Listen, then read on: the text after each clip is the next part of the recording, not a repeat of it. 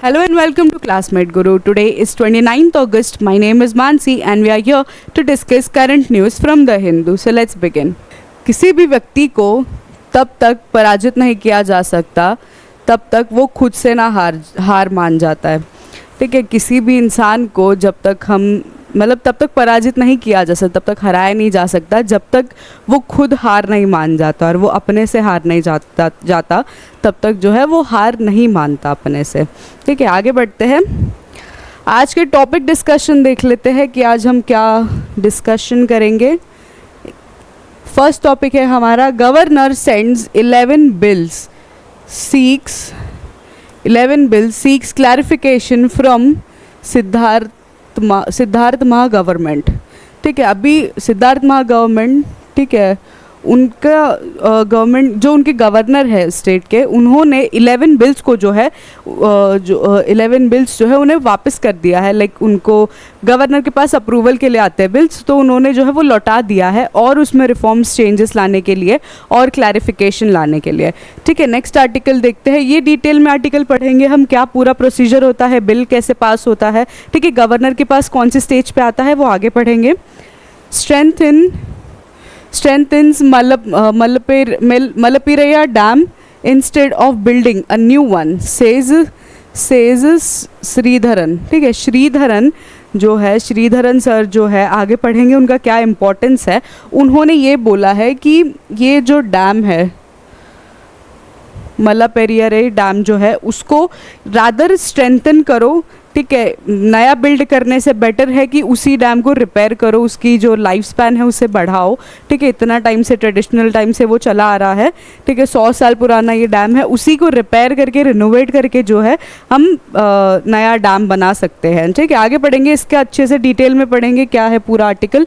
Jail is exception, bail is the norm even in money laundering cases, says supreme court. Supreme court ने एक statement बताया है, supreme court ने हमें बताया है रिसेंटली कि jail is exemption, bail is norm even in money laundering case. जो ये फ्रेज जो यूज़ होता है, ठीक है, ये फ्रेज जो है वो मनी लॉन्ड्रिंग के लिए भी यूज़ हो सकता है।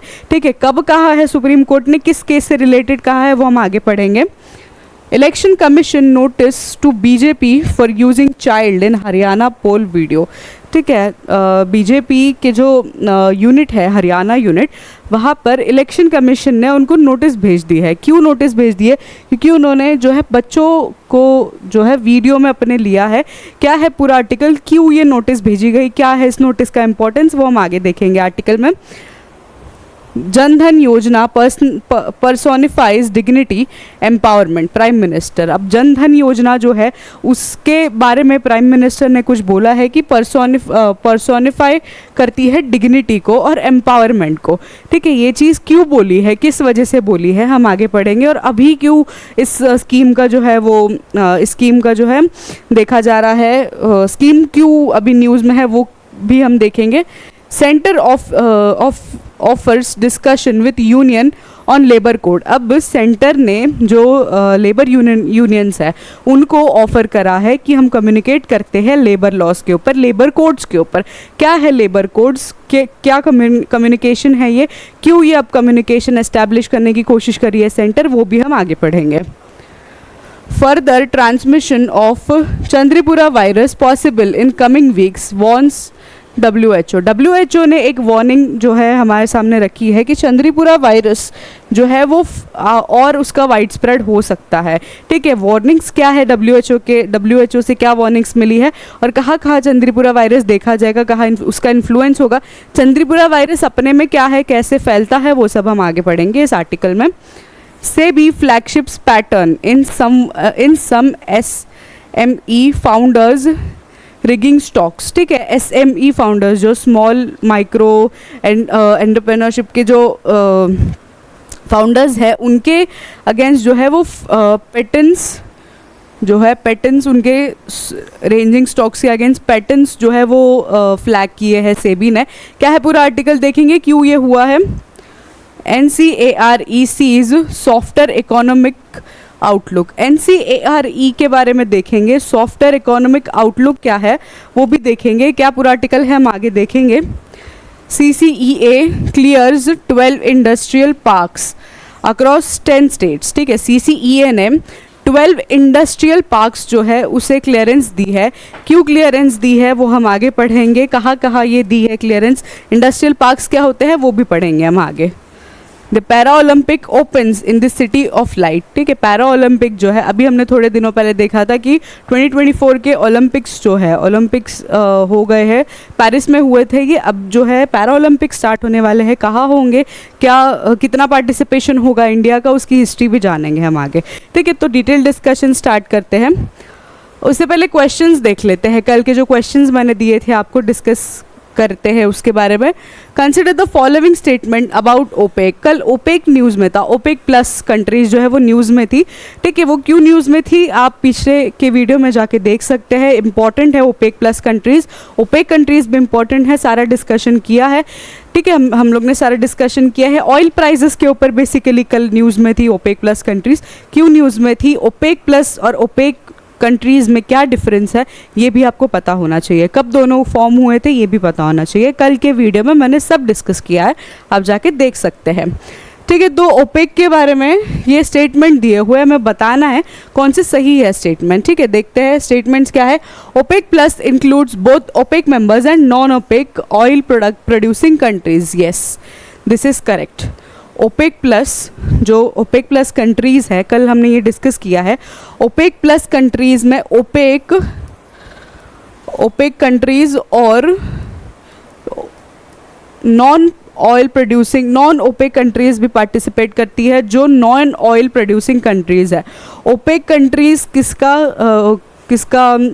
किसका ग्रुप माना जाता है, किन कंट्रीज़ का ग्रुप माना जाता है, जो ऑयल प्रोडक्शन जो है वो करते हैं उनका ग्रुप माना जाता है, ठीक है। और ओपेक प्लस जो कंट्रीज़ है वो ऑयल प्रोड्यूसिंग कंट्रीज़ प्लस जो नॉन प्रोड्यूसिंग कंट्रीज़ है जो जुड़ना चाहती है ओपेक के साथ में, अपना इन्वॉल्वमेंट देना चाहती है, वो ओपेक प्लस कंट्रीज़ में शामिल होती है, ठीक है। तो ये फर्स्ट स्टेटमेंट सही हो जाता है। OPEC plus was formed in response to 2008 global financial crisis, no this is wrong, ये नहीं हुआ था। फाइनेंशियल क्राइसिस की वजह से ओपेक प्लस नहीं फॉर्म हुए थे। ओपेक प्लस कंट्रीज कब फॉर्म हुई थी, 2016 में, ठीक है। OPEC plus aims to stabilize global oil prices through coordinated production and cut or increase, yes this is true. OPEC plus countries जो है वो ऑयल प्राइजेस स्टेबलाइज करने की कोशिश करती है ग्लोबल लेवल पे, ठीक है। तो सही आंसर क्या हो जाता है, फर्स्ट और थर्ड, बी हमारा सही आंसर हो जाता है, ठीक है। आगे बढ़ते हैं, नेक्स्ट क्वेश्चन देख लेते हैं। Which of the following statements regarding the passage of a bill in state legislative assembly is correct, ठीक है। पैसेज, एक बिल कैसे पास होता है, बिल एक्ट कैसे बनता है, लॉ कैसे बनता है, ठीक है, वो उसका प्रोसीजर कल हमने डिस्कस किया था। अब हम एक और बार आज डिस्कस करेंगे उसका, क्योंकि आज भी न्यूज़ में है वो, ठीक है। तो वो टॉपिक बैकग्राउंड वही न्यूज़ में है, टॉपिक अलग है, ठीक है। तो वो डिस्कस करेंगे। और उसके बारे में, पैसेज के बारे में ये 4 सेंटेंस दिए हैं, इसमें से बताना है सही कौन सा स्टेटमेंट है, ठीक है।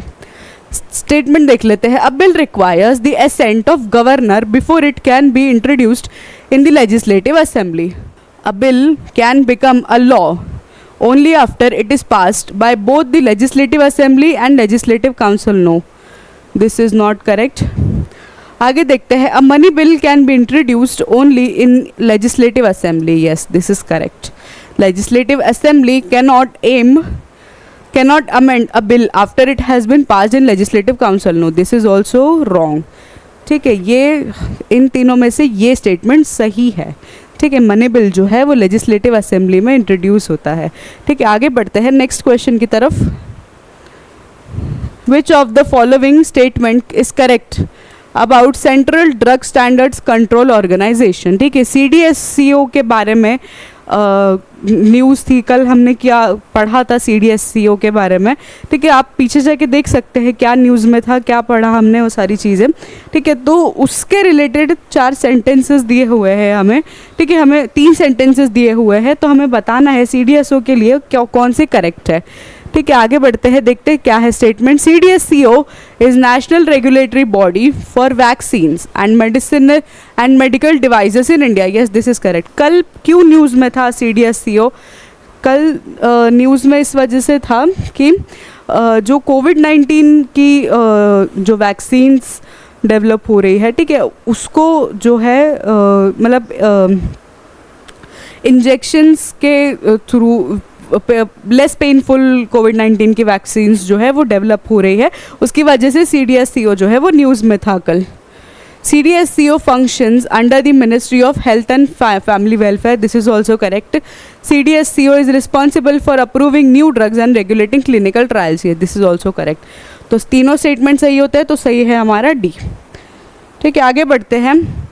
आज का डिटेल डिस्कशन की शुरुआत करते हैं। फर्स्ट हमारा आर्टिकल कौन सा है? Governor sends back 11 bills, seeks clarification from Siddaramaiah government. अब कर्नाटका का जो गवर्नर है, ठीक है, कर्नाटका के जो गवर्नर है उन्होंने क्या किया है, उन्होंने जो है 11 बिल्स जो है वो वापस भेज दी है क्लैरिफिकेशन के लिए, ठीक है, कि उसमें और चेंजेस आएंगे और जो है बदलाव लाने चाहिए उसमें, और उसके ऊपर डिबेट्स होनी चाहिए, डिस्कशन होनी चाहिए, ठीक है। इस वजह से जो है 11 बिल्स जो उन्होंने जो है वो वापस कर दिए गए हैं।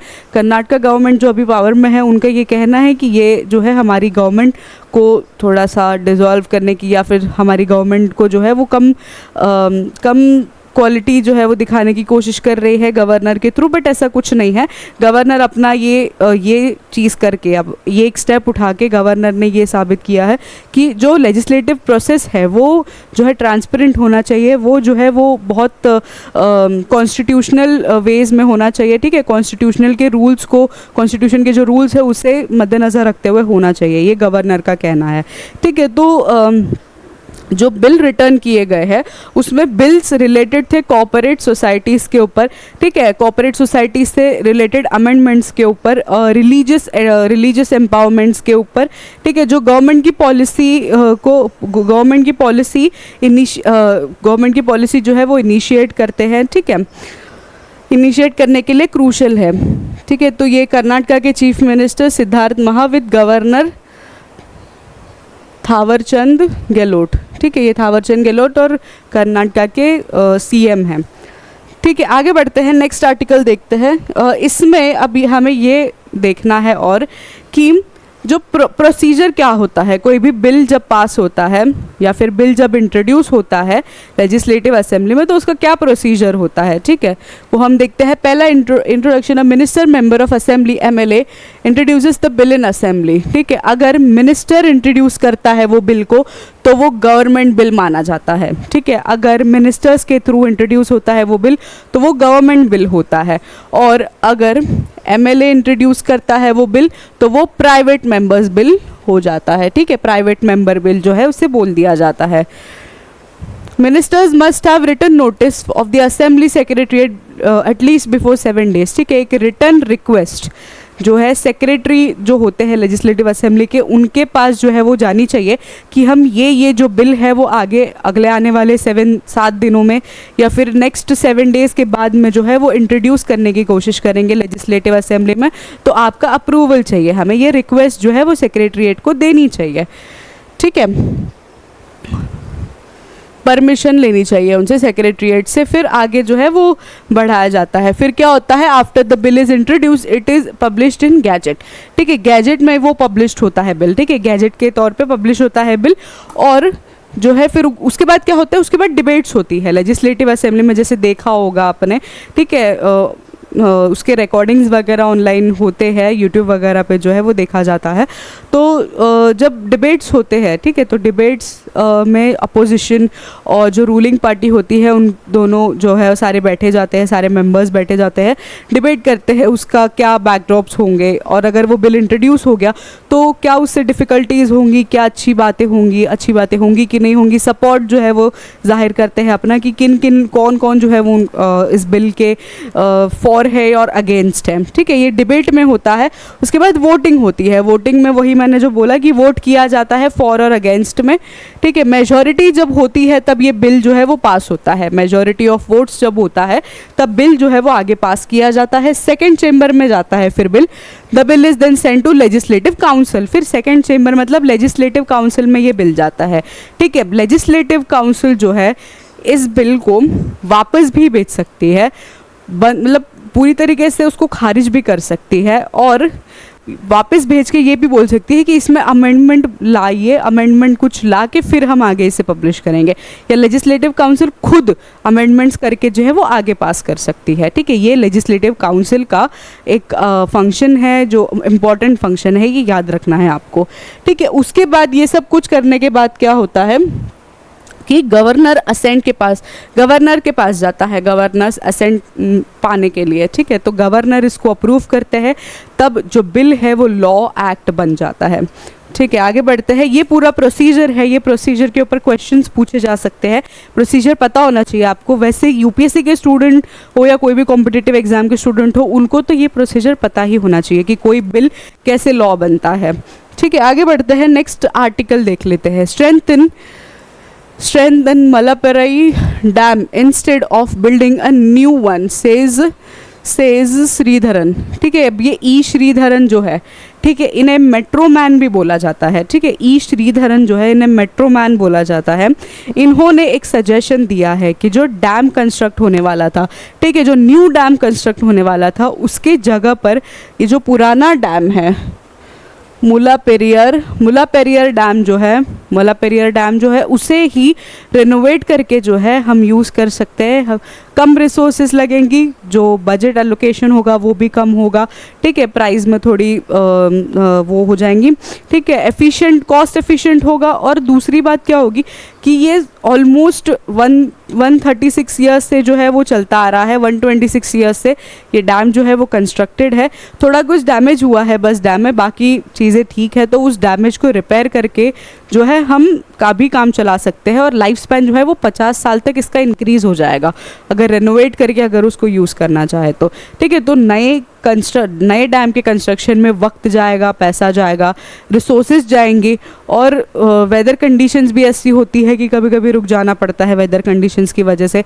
ठीक है, तो ये सारी चीज़ें अवॉइड करने के लिए अभी इन्होंने क्या सजेस्ट किया है कि अभी के लिए जो है इसे ही रिनोवेट कर देते हैं, 50 साल तक चलेगा, फिर उसके बाद में आगे देखेंगे क्या होता है। ठीक है, आगे बढ़ते हैं, नेक्स्ट आर्टिकल देखते हैं। Jail is exception, bail is norm even in money laundering cases, says supreme court. अब सुप्रीम कोर्ट ने वेडनेसडे को ये कहा है कि जो रीअफर्म किया जाता है, ठीक है, रीअफर्म क्या किया जाता है, bail is the rule and jail is exemption. ठीक है, ये रीअफर्म किया जाता है, ये सिर्फ बाकी क्राइम्स के लिए ही नहीं, मनी लॉन्ड्रिंग के लिए भी ये इम्पॉर्टेंट है। ठीक है, मनी लॉन्ड्रिंग के लिए भी कंसिडर होता है। किस एक्ट के तहत कंसिडर होता है? Prevention of money laundering act के तहत ये होता है कंसिडर कि इसे भी उसमें इस कैटेगरी में रखना चाहिए। ठीक है, ये डिसीजन कोर्ट में तब हाईलाइट हुआ जब झारखंड के जो सीएम हैं, उनके जो असिस्टेंट है प्रेम प्रकाश, प्रेम प्रकाश को जो है एक माइनिंग के केस में, इलीगल माइनिंग के केस में जो है वो अक्यूज माना गया था। ठीक है, उन पर एलिगेशंस लगाए गए थे इलीगल माइनिंग के। ठीक है, उन्हें जो है वो अभी बेल दे दी गई है। ठीक है, उस वक्त जब ये केस का डिस्कशन हो रहा था, तब सुप्रीम कोर्ट ने ये भी बोला है कि मनी लॉन्ड्रिंग को भी इस एग्जेम्पशन के अंदर आना चाहिए। जो फ्रेज बोला जाता है bail is rule and jail is exemption, ठीक है, इसके अंडर मनी लॉन्ड्रिंग को भी आना चाहिए। ठीक है, ये इंपॉर्टेंट है, ये याद रखना है, ये आ सकता है क्वेश्चन। ठीक है, आगे बढ़ते हैं। अब ये जो सेक्शन है वो देख लेते हैं, मनी लॉन्ड्रिंग का जो एक्ट है, ठीक है, prevention of money laundering act, उसके बारे में थोड़ा सा देख लेते हैं। क्या है? Application of legal principles. The supreme court emphasise that the liberty of an individual is rule and its deprivation must only occur through the procedure established by the law. ठीक है, जो उसका डिप्रिवेशन है वो प्रोसीजर जो है वो law के द्वारा ही एस्टैब्लिश होना चाहिए। This principle applies even under the stagnant law like PMLA, which traditionally imposes stricter conditions for bail. Section 45 PMLA, ठीक है, इसका जो prevention of money laundering act का जो सेक्शन 45 है वो देखते हैं क्या है। The court clarified that the twin condition under section 45 of PMLA which makes bail difficult to obtain do not override the fundamental principle that bail should generally be generally be granted unless specific conditions justified continued detention। ठीक है, section 45 PMLA में क्या है, एक difficulties बहुत ज़्यादा पैदा हो जाती है सेक्शन 45 के तहत। तो कोर्ट ने ये बोला है कि बेल तो जो है वो मिल जानी चाहिए आसानी से। ठीक है, आसानी से भी नहीं, अगर एक्सेप्शनल कंडीशंस है तो उसमें लुक इनटू करना चाहिए। बट अगर नॉर्मल कोई है, नॉर्मल केस जो है, अगर नॉर्मल स्टैंड पे कोई केस है तो उसके लिए बेल जो है वो ग्रांट हो जानी चाहिए। ठीक है, ये कहना है सुप्रीम कोर्ट का। Judicial precedents, the decisions cited the Supreme Court's earlier judgment in the case involving Manish Sisodia where similar principles were applied, highlighting consistency in the court's approach towards bail in economic offence. जो दिल्ली का case हुआ था, ठीक है, Delhi liquor case हुआ था, उसमें मनीष सिसोदिया जी को जो है वो इन्वॉल्व माना गया था। तो उसमें भी जो है सुप्रीम कोर्ट का ये कहना था उस केस में भी। ठीक है, आगे बढ़ते हैं, नेक्स्ट आर्टिकल देखते हैं। नेक्स्ट आर्टिकल क्या कहता है, election commission notice to BJP for using child in Haryana poll video. अब इलेक्शन कमीशन ने, जो हरियाणा यूनिट है, ठीक है, इलेक्शन कमीशन ने नोटिस इशू करी है बीजेपी के हरियाणा के यूनिट को। ठीक है, क्यों नोटिस इशू करी है, क्योंकि उनके द्वारा जो है वो बच्चों का इस्तेमाल करते हुए देखा गया इलेक्शन कैंपेन में। ठीक है, वीडियो एक सरफेस हुआ था उनके बीजेपी के हैंडल से। ठीक है, वो वीडियो में बच्चे भी इन्वॉल्व थे और इलेक्शन कमीशन की ये स्ट्रिक्ट गाइडलाइंस है कि बच्चों को इस सब से दूर रहना चाहिए। बच्चों को जो है कोई भी कैंपेनिंग वीडियोस या फिर कोई भी स्लोगन शाउटिंग में या फिर कोई भी रैलीज़ में या फिर और जैसे पैम्फलेट्स वगैरह बंटते हैं उसमें तक जो है बच्चे इन्वॉल्व नहीं होने चाहिए। ये गाइडलाइंस इलेक्शन कमीशन ने बहुत पहले ही जो है वो बता दी गई थी, इस्टेब्लिश कर दी गई थी, बट इसका फॉलो नहीं हुआ है, ये फॉलो नहीं हो पाया। इस वजह से हरियाणा यूनिट पे जो है वो इलेक्शन कमीशन ने नोटिस भेजी है। ठीक है, इस प्रोसीजर से जो है इलेक्शन कमीशन का जो है एक अच्छा रोल दिखाई देता है कि बहुत इलेक्शन का जो इलेक्टोरल प्रोसेस है उसे जो है वो काफ़ी ट्रांसपेरेंट रखा है। ठीक है, अच्छे से जो है वो सारी चीज़ें कंडक्ट कर रहे हैं और किसी को भी नहीं छोड़ रहे हैं। कोई भी, पहले कभी कभी बायसनेस दिख जाती है, ठीक है, बट अभी जो है वो बायसनेस नहीं दिख रही है। इलेक्शन कमीशन ने बहुत अपना चीज़ें जो है वो सॉर्ट करके बताया है कि ये नहीं हो सकता तो नहीं हो सकता। ठीक है, आगे बढ़ते हैं, नेक्स्ट आर्टिकल देखते हैं। जन धन योजना पर्सोनिफाइज डिग्निटी एम्पावरमेंट पीएम। अब पीएम नरेंद्र मोदी ने जन धन योजना, जिसे 10 साल कंप्लीट हो गए हैं, उसके बारे में ये कहा है कि ये पर्सोनिफाई करती है डिग्निटी को। ठीक है, डिग्निटी को पर्सोनिफाई करती है और एम्पावर करती है। तो उसके बारे में जान लेते हैं। Prime Minister Narendra Modi recently highlighted the significance of Pradhan Mantri Jan Dhan Yojana as it makes its 10th anniversary. ठीक है, 10th एनिवर्सरी जो है उन्होंने बनाई है स्कीम ने, प्रधानमंत्री जन धन योजना ने। तो स्कीम के बारे में थोड़ा सा जान लेते हैं, क्या है। Financial inclusion, the PMJDY is the world's largest financial inclusion initiative launched in 2014. It has connected over 53 crore people to formal banking system, particularly focusing on rural areas and marginalized communities। ठीक है, प्रधानमंत्री जन धन योजना ने जो है 2014 में launch हुई थी ये योजना। ये सबसे बड़ी अब तक की फाइनेंशियल जो मानी जाती है, फाइनेंशियल इनिशिएटिव मानी जाती है, इंक्लूजन इनिशिएटिव। ठीक है, अभी तक जो है वो 53 करोड़ पीपल को जो है वो फॉर्मल बैंकिंग सिस्टम में ये इंट्रोड्यूस कर चुकी है। ठीक है, तो ये बहुत एक सक्सेस माना जाता है इसका। एम्पावरमेंट एंड डिग्निटी, एम्पावरमेंट और डिग्निटी के बारे में क्या कहा है पीएम नरेंद्र मोदी ने, वो देखते हैं। The scheme has played a crucial role in empowering women, with women holding 55.6% of the accounts। ठीक है, 55.6% जो है वो women होल्ड करते हैं अभी के accounts. It has also provided financial dignity to economically weaker sections, allowing them to access banking services that were previously unavailable। ठीक है, बैंकिंग सर्विस जो वीकर सेक्शन क्लास है, ठीक है, वीकर क्लास जो है उन्हें जो है वो बैंकिंग सेक्टर को यूज़ करने की, बैंकिंग सेक्टर से एसोसिएट होने की जो सारे नॉर्म्स है वो प्रोवाइड करा दिए गए हैं। ठीक है, विमेन के लिए भी बहुत इंपॉर्टेंट माना गया है। ठीक है, through banking system banking services जो है उन्हें प्रोवाइड कर दी गई है, अलावेंस दिया गया है।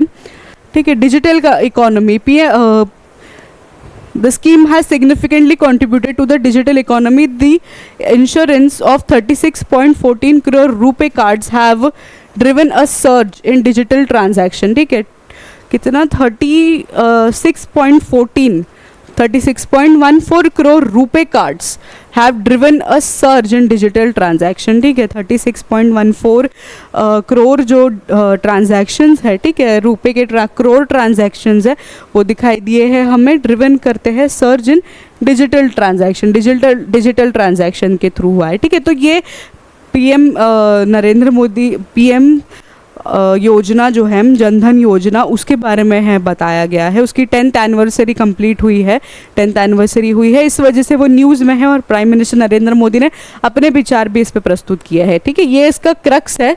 ठीक है, आगे देखते हैं अगला article. Centre offers discussion with union on labour code. अब सेंटर ने जो यूनियंस है, ठीक है, लेबर यूनियंस जो है उनके साथ कम्युनिकेट करने का एक ऑफ़र रखा हुआ है, उनके साथ कम्युनिकेट करने का ऑफ़र आगे रखा है। किस बारे में कम्युनिकेशन करना है? लेबर कोड्स के बारे में। ठीक है, अब 4 लेबर कोड्स जो है वो 2019 और 2020 में जो है वो एस्टैब्लिश कर दिए गए थे। ठीक है, पास कर दिए गए थे, बट वो इम्प्लीमेंटेशन अभी तक नहीं हो पाया था सही से। ठीक है, वो 4 जो कोड्स था उसका इम्प्लीमेंटेशन अभी तक नहीं हो पाया, उसी के वजह से जो है काफ़ी प्रोटेस्ट देखे गए। ठीक है, लेबर्स में, लेबर कम्युनिटी में, लेबर यूनिट्स में जो है वो काफ़ी प्रोटेस्ट देखे गए। तो अभी जो है इस चीज़ को, सिचुएशन को देख के सेंटर ने जो है वो लेबर यूनिट्स को बोला है कि आप कम्युनिकेशन करने के लिए आइए, बैठ के डिस्कस करते हैं क्या कैसे इस्टेब्लिश कर सकते हैं हम ये 4 जो लेबर कोड्स है उसे। ठीक है, तो इम्प्लीमेंटेशन प्रोसेस के लिए एक ये बेनिफिशियल चीज़ मानी गई है कि बैठ के जब बात होगी तो इम्प्लीमेंट भी कर दिया जाएगा। ठीक है, 4 लेबर कोड्स जो इस्टेब्लिश हो गए थे, ठीक है, पास हो गए थे, वो किससे रिलेटेड थे? तो पहले तो थे ऑन वेजेस। ठीक है, जो वेजेस मिलते हैं, जो सैलरीज मिलती है उसके ऊपर डिपेंडेंट थे। दूसरे इंडस्ट्रियल रिलेशंस के ऊपर डिपेंडेंट थे। तीसरे सोशल सिक्योरिटी पे और ऑक्यूपेशनल सेफ्टी पे रिलेटेड थे। ठीक है, ये 4 कोड जो है वो उसके ऊपर डिस्कशन होंगे, अभी इम्प्लीमेंटेशन भी होगा। इस इम्प्लीमेंटेशन से क्या होगा, जो लेबर को फेयर वेजेस मिलेंगे, वर्क आवर्स जो लेबर्स के होते हैं वो भी कम कर दिए जाएंगे, वो भी फ्लेक्सिबल कर दिए जाएंगे। ठीक है, लेबर को जो है वो मतलब ज़्यादा ही काम करना पड़ता है, वो भी कम वेजेस पे। ठीक है, लेबर का काम आसान नहीं होता, आपको पता है। एक मैंने कहीं पर पढ़ा था कोट कि कोई भी आज के ज़माने में, आज के वक्त जो इंसान 10,000 के लिए जितना काम करता है सुबह से शाम तक, उतना ही काम जो है वो 1 लाख सैलरी पे जो इंसान होता है वो करता है। इवन जो 10,000 के लिए काम कर रहा है उससे और ज़्यादा मेहनत कराई जाती है। ठीक है, धूप में उनको बिठाया जाता है, ठीक है, और चीज़ें कराई जाती है, उनका काम धूप में होता है, ट्रैवल का काफ़ी काम होता है। तो ये चीज़ें हैं आज के वक्त। ठीक है, तो ये जो लेबर कोड्स होने वाले हैं, ये लेबर कोड्स जब एस्टैब्लिश होंगे तो लेबर कम्युनिटी को जो है वो थोड़ी रिलीफ मिलेगी। इस वजह से प्रोटेस्ट हो रहे हैं। प्रोटेस्ट की मांग को जो है वो मद्देनज़र रखते हुए सेंटर ने अपना डिसीजन सुनाया है। ठीक है, आगे बढ़ते हैं। नेक्स्ट आर्टिकल देखते हैं। Further transmission of Chandipura virus possible in coming weeks, warns WHO। WHO ने वॉर्न किया है कि चंद्रपुरा वायरस का आउटब्रेक जो है वो हो सकता है अगले आने वाले वीक्स में। ठीक है, तो देख लेते हैं कहाँ आउटब्रेक पॉसिबल है, क्या आउटब्रेक पॉसिबल है। रीसेंट आउटब्रेक कब हुआ था? रीसेंट आउटब्रेक हुआ था Chandrapura virus primarily affecting children has cause significant outbreak इन गुजरात। थोड़े दिनों पहले हमने न्यूज़ देखी थी कि गुजरात में जो है वो सबसे पहले जो है इसका आउटब्रेक देखा गया। चिल्ड्रंस में होता है चंद्रपुरा वायरस। चंद्रपुरा वायरस का नेक्स्ट स्टेज जो है वो, Chandrapura virus basically inflammation of brain होता है। ठीक है, इन्फ्लेमेशन ऑफ ब्रेन टिश्यू होता है, ब्रेन के जो टिश्यूज़ होते हैं वो सूज जाते हैं, इन्फ्लेमेट हो जाते हैं। ठीक है, उससे चंद्रपुरा वायरस जो है वो फैलता है। ठीक है, आगे बढ़ते हैं। Over 50 confirmed cases and several deaths have been reported, making it one of the largest outbreaks in last 2 decades. Last 2 decades का सबसे बड़ा आउटब्रेक चंद्रपुरा वायरस का ये रहा है। 50 से भी ज़्यादा केसेस अब तक डिटेक्ट हो गए हैं, बहुत सारे डेथ्स भी हो चुके हैं। डेथ का काउंट अभी तक प्रॉपर नहीं पता है हमें। Transmission corner. The World Health Organization has warned about the potential for further transmission, especially due to favorable monsoon conditions that increase the pollution of sandflies, the primary vector of virus. ठीक है, sandflies जो होती है, sandflies चंद्रीपुरा virus का जो है main vector है उसका, ठीक है, वहीं से जो है चंद्रीपुरा वायरस का आउटब्रेक भी हुआ है, वहीं से जो है चंद्रीपुरा वायरस फैलता भी है। तो आप अपने घरों को क्लीन रखिए, ठीक है, हाइजीन वाली जगह पर रहिए, और अगर आपको कोई सिम्टम्स दिखते हैं चंद्रीपुरा वायरस के तो आप जाके जो है नियर डॉक्टर को जो है वो कंसल्ट करिए, डायग्नोसिस लीजिए, ठीक है, ट्रीटमेंट कराइए अपना। Symptoms and impact. The Chandipura virus leads to acute encephalitis syndrome. ठीक है, acute encephalitis syndrome मतलब वही जो मैंने बताया कि ब्रेन टिश्यू जो है वो स्वेल हो जाता है। acute encephalitis जो चिल्ड्रन में देखा जाता है वो इसका प्राइमरी सिम्टम है। Characterized by sudden fever, vomiting and neurological symptoms. ठीक है, न्यूरोलॉजिकल सिम्टम्स, सडन फीवर और वॉमिटिंग, ये इसके बेसिक सिम्टम्स हैं। आगे बढ़ते हैं। It can rapidly progress to death if not managed properly.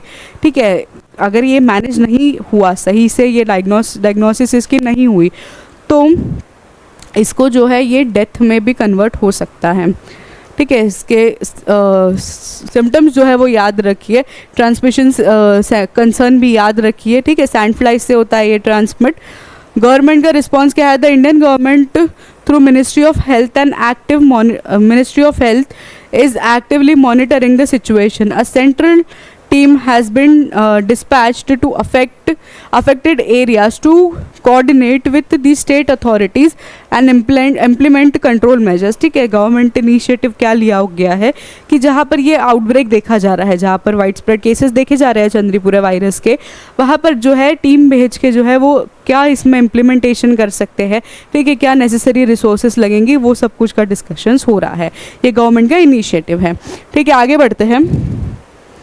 Next article देख लेते हैं। SEBI flags patterns in some SME founders raising stocks. ठीक है, स्मॉल फर्म्स ह्यूज कंसर्न, इसके बारे में देखते हैं क्या है पूरा आर्टिकल। SEBI's observation. अब सेबी ने क्या ऑब्जर्व किया है? ठीक है, जो small securities and securities and exchange board of India has identified concerning patterns where SME founders are allegedly involved in manipulating their company stock prices post listing on the SME platform.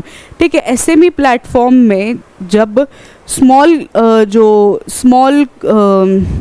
Companies होती है, ठीक है, उनके जो founders हैं वो जो price है स्टॉक्स का वो मैनिपुलेट करते हुए देखे गए हैं। ठीक है, जब वो लिस्ट हो जाता है स्टॉक, ठीक है, लिस्ट हो जाने के बाद एसएमई पे लिस्ट हो जाता है, एसएमई प्लेटफॉर्म पे लिस्ट होने के बाद जो है वो प्राइस मैनिपुलेशंस करते हुए दिखे गए हैं जो फाउंडर्स है स्मॉल कंपनीज के। आगे देखते हैं मैकेनिज्म ऑफ मैनिपुलेशन। अब ये मैनिपुलेट कैसे कर रहे हैं वो देखते हैं। The alleged manipulation involves artificial inflating stock prices through circular trading where the promoters engage in buying and selling the stocks among themselves or related entities to create a false impression of high demand। ठीक है, अब ये manipulate कैसे कर रहे हैं market को? ये क्या करते हैं कि कुछ अपने जो है वो कुछ ट्रेडर्स को जो है बोल देंगे कि ये स्टॉक खरीद लीजिए। ठीक है, अब समझिए कि नोटबुक आईएएस का स्टॉक समझ लीजिए। ठीक है, नोटबुक आईएएस के स्टॉक के जो फाउंडर्स है वो बोल देंगे कि आप नोटबुक आईएएस का, ट्रेडर्स को बोलेंगे, कुछ स्पेसिफिक ट्रेडर्स को, कि आप जो है इसका नोटबुक आईएएस का स्टॉक खरीदिए, लार्ज अमाउंट में खरीदेंगे तो स्टॉक प्राइस जो है वो ऊपर जाएगा। ठीक है, उसके बाद हाई डिमांड जो है वो ऐसे सर्कुलेट करेंगे कि ये हाई डिमांड में है, इसको खरीद लीजिए, खरीदेंगे तो जो है वो आपको प्रॉफिट मिलेगा लॉन्ग टर्म में। ठीक है, तो ये देखा जा रहा है, ऐसे मैनिपुलेशन टैक्टिक्स जो है वो देखे जा रहे हैं। Regulatory response, impact on investors देखते हैं. This practice misleads retail investors causing them to invest in over valued stocks which often leads to significant losses once artificial demand collapses. ठीक है, आर्टिफिशियल डिमांड जब कोलैप्स हो जाती है, ठीक है, आर्टिफिशियल जब डिमांड जो होती है वो हट जाती है, तो उसके बाद जो रिटेल इन्वेस्टर्स है, ठीक है, उनको जो है वो ऑब्वियस सी बात है, उनको जो है वो लॉस फेस करना पड़ता है. जब आपने सोचा होता है कि ये स्टॉक मुझे इतना देगा, बट वो नहीं दे रहा है, ठीक है, उससे बहुत कम दे रहा है, कम रिटर्न्स दे रहा है, तो ऑब्वियस सी बात है कि आपको जो है वो लॉस फील होगा, लॉस जो है आपको. ठीक है, आगे बढ़ते हैं. और ये स्टॉक्स जो है वो ओवर प्राइस स्टॉक्स भी होते हैं. ओवर प्राइस स्टॉक्स में इन्वेस्ट करते हैं बिकॉज ये डिमांड में चल रहा है. ठीक है, कुछ ऐसे बोल देंगे, कुछ यूट्यूबर्स को बोल देंगे कि फ्लॉन्ट कर दो ये न्यूज़ कि ये उठा लीजिए ये स्टॉक, ये बहुत ज़्यादा जो है वो होगा. काफ़ी मैनिपुलेशन देखने मिलता है. ठीक है, कि यूट्यूबर्स को जो है वो बोल दिया जाता है पैसे देके कि आप ये स्टॉक जो है वो उठाने के लिए बोल दीजिए, फिर जो खरीदेंगे फिर वो हाई डिमांड में दिखेगा स्टॉक्स की जो वैल्यू है वो खरीद के जो है वो ज़्यादा बढ़ जाएगी. फिर उसके बाद जो है आर्टिफिशियल प्राइस होती है उसकी जो है वो डिमांड होती है वो कोलैप्स हो जाती है थोड़े टाइम बाद. Regulatory response, SEBI has issued warnings and likely to tighten regulation to prevent such practices. ठीक है, सेबी ने जो है वो वार्निंग्स इशू कर दी है और अपने सेबी ने जो है वो वार्निंग्स इशू कर दी है. ठीक है, और रेगुलेशंस भी इशू कर दिए हैं इस प्रैक्टिस को जो है वो प्रिवेंट करने के लिए. ठीक है, आगे बढ़ते हैं, नेक्स्ट आर्टिकल देख लेते हैं. NCAER sees software economic outlook. ठीक है, software economic outlook, national council of applied economic research ने एक सॉफ्टवेयर इकोनॉमिक आउटलुक देखा है. ठीक है, एक सॉफ्टवेयर इकोनॉमिक आउटलुक देखा है. क्या है ये सॉफ्टवेयर इकोनॉमिक आउटलुक, वो देखेंगे हम आगे. इकोनॉमिक आउटलुक क्या है? The national council applied economic research has indicated the software economic outlook reflecting a slowdown in some key economic indicators for coming months. ठीक है, अगले कमिंग मंथ्स के लिए जो है वो NCAER ने जो है वो सॉफ्टवेयर इकोनॉमिक आउटलुक जो है वो बताया है कि कमिंग मंथ्स में जो है वो सॉफ्टवेयर इकोनॉमिक आउटलुक देखने मिल सकता है. Core inflation concerns, while headline inflation has cooled slightly, core inflation which excludes food and energy prices have shown a marginal uptick. ठीक है, इन्फ्लेशन जिसमें फूड और एनर्जी प्राइसेस जो है वो कंसिडर नहीं होते हैं, उसमें जो है वो थोड़ा सा ऊपर जाते हुए दिखा है इन्फ्लेशन. ठीक है, आगे बढ़ते हैं, नेक्स्ट आर्टिकल देखते हैं. CCEA clears 12 industrial parks across 10 states. ठीक है, CCEA ने जो है cabinet committee on economic affairs ने जो है वो 12 इंडस्ट्रियल पार्क्स जो है वो 12 industrial parks across 10 state, 10 states के अक्रॉस जो है वो अप्रूव कर दिए हैं. क्या है पूरा आर्टिकल देखते हैं. Approval and object. The Cabinet Committee on Economic Affairs has approved the establishment of 12 new industrial parks across 10 states. This initiative is part of a broader strategy to boost industrial infrastructure and promote economic growth across the various regions in India. ठीक है, basically industrial park जो है वो setup करने की बात करी है 10 अलग अलग स्टेट्स में. ठीक है, इससे क्या होगा, इससे जो है वो इकोनॉमी को बूस्ट मिलेगा. ठीक है, इकोनॉमिक ग्रोथ जो है वो इंक्रीज होगी. ठीक है, बजट एलोकेशन जो है एस्टिमेटेड 28,600 करोड़ जो है वो अलोकेट कर दिए गए हैं. Geographical spread, the industrial park will be spread across key states ensuring balancing regional development को मद्देनजर रखते हुए जो है वो स्टेट्स में ये एस्टैब्लिश होंगे. Focus on sustainability, the parks will incorporate green and sustainable practices. ठीक है, ग्रीन और सस्टेनेबल प्रैक्टिसेस जो है वो इनकॉर्पोरेट किए जाएंगे. The para Olympic opens in the city of light. ठीक है, पैरा ओलंपिक्स हमने देखा थोड़े दिनों पहले. ओलंपिक्स जो है पेरिस ओलंपिक्स जो है वो हुआ था पेरिस में 2024 का ओलंपिक्स जो है वो ख़त्म हुए थे. इंडिया को जो है वो इंडिया को जो है वो 6 मेडल्स मिले थे, ठीक है, इंडिया के 6 मेडल्स थे ओलंपिक्स में। अब जो है वो पैरा ओलंपिक्स जो है वो बिगिन होने वाला है, ठीक है। इंडिया को पैरा ओलंपिक्स में भी काफ़ी जो है वो देखा जाता है कि इंडिया पैरा ओलंपिक्स में भी काफ़ी पार्टिसिपेशन दिखाते हैं, ठीक है। थोड़ा पैरा ओलंपिक्स के बारे में देख लेते हैं, ये भी पेरिस में होगा, ठीक है।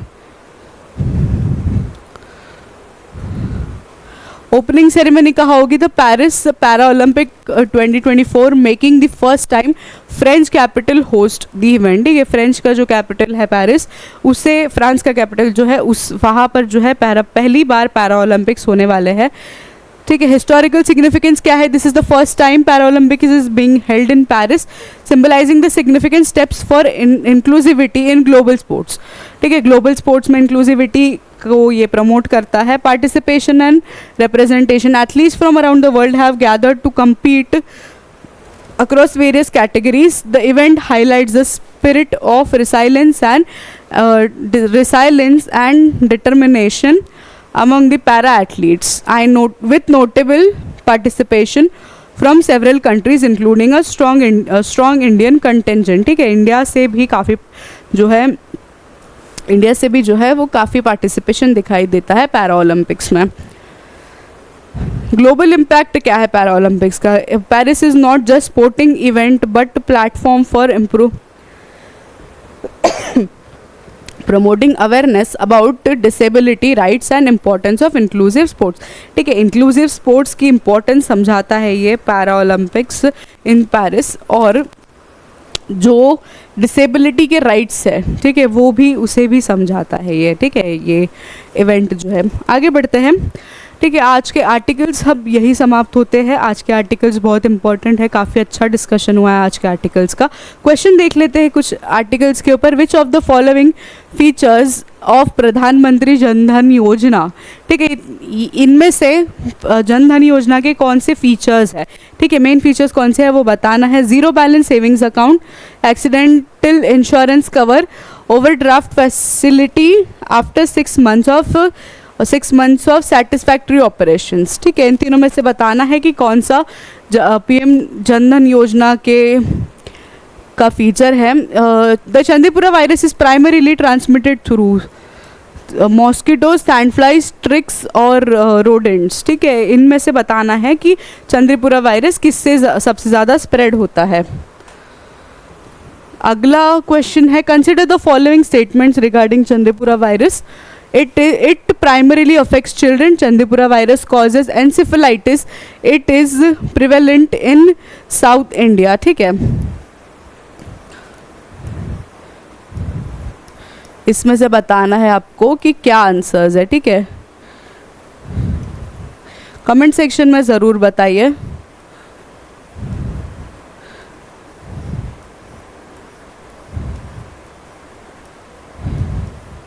इसमें से बताना है आपको कि इन तीनों में से कौन सा सही है चंद्रपुरा वायरस के बारे में, ठीक है। आगे बढ़ते हैं। Which of the following labour code includes provision related to gig and platform workers for the first time in India, ठीक है। इनमें से कौन सा लेबर कोड है जो गिग एंड प्लेटफॉर्म प्रोविजन के बारे में बताता है लेबर सेक्शन के लिए, ठीक है। इसमें से कौन सा है देखना, आप इसमें से कौन सा है वो आप कमेंट सेक्शन में बताइए। Code on wages, industrial relation code, occupational safety health and working condition code, social security code, इनमें से कौन सा कोड है जो बताता है गिग और प्लेटफॉर्म वर्कर्स के बारे में, ठीक है। आज के डिस्कशन को हम यही समाप्त करते हैं। आज काफ़ी डिटेल डिस्कशन हुआ है आर्टिकल्स का, एक और बार फिर आप पीछे जाके ज़रूर देखिएगा, ठीक है। आज के आर्टिकल्स यही है, क्वेश्चन ज़रूर प्रैक्टिस करिएगा, ठीक है। आज के लिए बस इतना ही, कल मिलते हैं।